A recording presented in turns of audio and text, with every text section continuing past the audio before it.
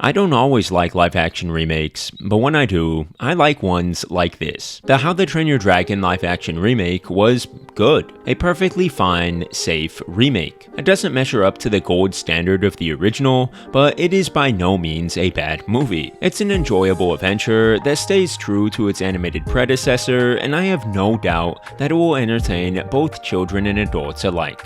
Just like the original. Some might say that this movie is too much like the original, but I'm getting ahead of myself. If you don't know me, I'm Ghost Toast, your ghost host, and today's video is going to be broken up into two parts. First, I'm going to give a spoiler-free review of this movie, but I mean, if you've seen the original, then you pretty much know what happens. Talk about what I liked and disliked, and then in the second part of the video, I'm going to talk about live-action remakes as a whole, and why this one is, in my opinion, one of the best, and why I still don't like the idea of them, but see them as an inevitable force for the foreseeable future in the entertainment industry. Now that I've established that, let's get right into the review. As I previously hinted at, this movie is almost beat for beat like the original How to Train Your Dragon, and though I will talk more about that in the second half of the video, here I will just say that because it copies a great story with compelling characters and an interesting world, the story in this movie is great, the characters are compelling, and the world is interesting. Yeah,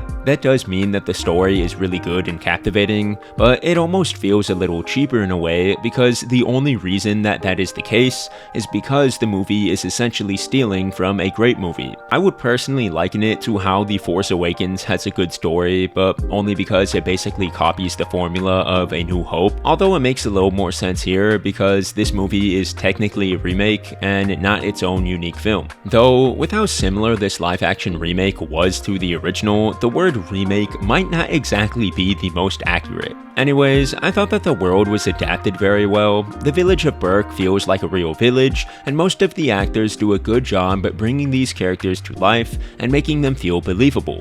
And for the most part, the effects in the movie were pretty decent. There were a few moments that had really distracting CGI, and just like bad green screens, but again, for the most part it was fine, and the dragon CGI was particularly well done. These dragons really do feel a part of the world, and the credit goes to good effects work, so well done on that. However, as good as the adaptation is, it is still nowhere near as good as the original animated feature. Trying to adapt something from one medium of art into another is a difficult task, and though I thought this remake handles the switch from animation to live action about as well as it possibly could, that doesn't take away from the fact that the world and the characters that were written for and meant to be adapted into an animated feature fit much better in an animated feature as opposed to a live action one. One of the few things I actually disliked about the movie were some of the actors and some of the line delivery. Like on its own, I'm sure that it wouldn't be so distracting or noticeable or bad, but when the characters are saying word for word lines from the original, which were performed much better in the original, it definitely feels a little underwhelming. You know who I'm not referring to and who was not underwhelming though? Gerard Butler. Dang. His performance in this movie as Stoic is just amazing. Reprising his role from the original voice as Stoic, Gerard turns in a great performance that honestly might be a little better than his original rendition, considering the fact that this time he's not just voice acting, but also has to bring the character of Stoic to life visually. He is just such a scene stealer in this movie when he's on screen, and was one of my favorite parts about this film. Another thing to note is that the remake is just about 2 hours, which is around 20 minutes longer than the original, but I'll be honest dude, I don't know where they added this 20 minutes. There aren't really any noticeable new scenes or blatant places where the film adds a bunch of time to its runtime, so if I had to guess, the time was evenly distributed across various scenes, giving them breathing room and helping them to flesh out the pacing a bit. Normally, when a live-action remake is much longer than the original animated film, I find it annoying and bothersome, but in this remake, it really isn't an issue at all, so that was a nice surprise. And that sentiment sort of perfectly captures the essence of this movie. Normally, live-action remakes annoy me for any number of reasons, but this one didn't. I actually enjoyed this movie, and that was a nice surprise. But the fact that it is in and of itself a live-action remake is still something that I'm not crazy about, and that's what this next part of the video is going to be focused on. But in closing summary for my review of the live-action How to Train Your Dragon, it is one of the best live-action remakes I can remember. It is a faithful and solid adaptation, and if you enjoy the original film, then I recommend you watch this one too, if not for anything else, just to enjoy the novelty of seeing a feature you love being creatively brought over and cleverly portrayed in another medium. It's not nearly as great as the original How to Train Your Dragon, but it definitely is a solid outing for the franchise and doesn't tarnish the legacy of the series. But if you're tired of live-action remakes in general and don't want to see this movie succeed, I hear you, and yeah, that's valid. Unfortunately, I don't really see the issue of live-action remakes going away anytime soon.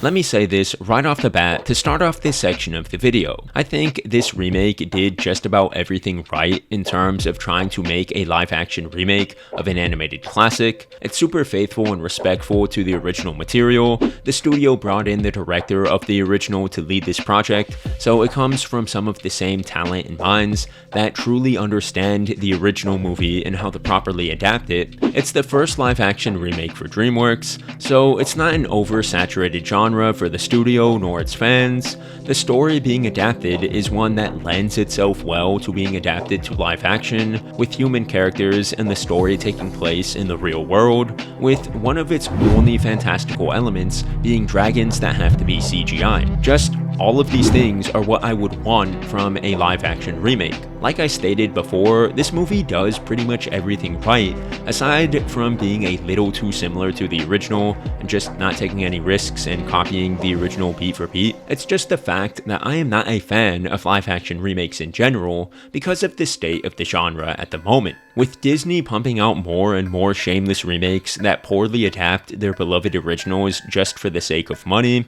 it's not exactly a good time to be a live-action remake. Yes, I think this remake was well made, but the fact that it seems Dreamworks is going to start getting on this trend of adapting their classics into lesser live-action remakes instead of investing those same resources and efforts towards new original projects is the problem. If this movie is successful, which I have no doubt that it will be, then what's to stop all these other studios from following suit and the film lineups for the next few years being filled with more and more live-action remakes that range from decent to atrocious and less of risky original animated features? I could enjoy a live-action remake like this one if it was a rare, once-in-a-long-while gimmick that never became the priority of animation studios, but the fact that we are in an age in media and entertainment where nostalgia seems to outrule everything, and there are more remakes and sequels and reboots than ever before, drowning out creative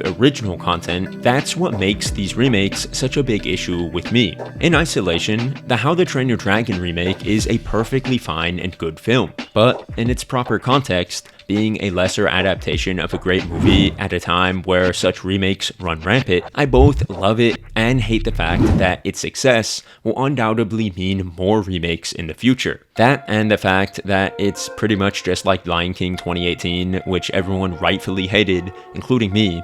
But honestly, I think what makes it a little different for me in this instance as opposed to that movie is the fact that this is DreamWorks' first live-action remake, and the film is better adapted with real effort and creativity, whereas the Lion King remake was held back by expressionless lions who sapped all the life out of the performances of the voice actors. I feel like people will try to compare the two, and yeah, I definitely get it, and you know, sure, it's kind of unfair that Disney's live-action remake that basically just copied the original was dunked on, and this one's being praised, but to me there are a few differences, like key differences, that make those two movies not entirely comparable. But yeah, let me know what you thought about this movie in the comments, and if you enjoyed the video and want to see more like it, then leave a like and subscribe, and consider checking out one of my other videos or playlists on my channel, and aside from that, I'll catch you all on the next one. Have a great day.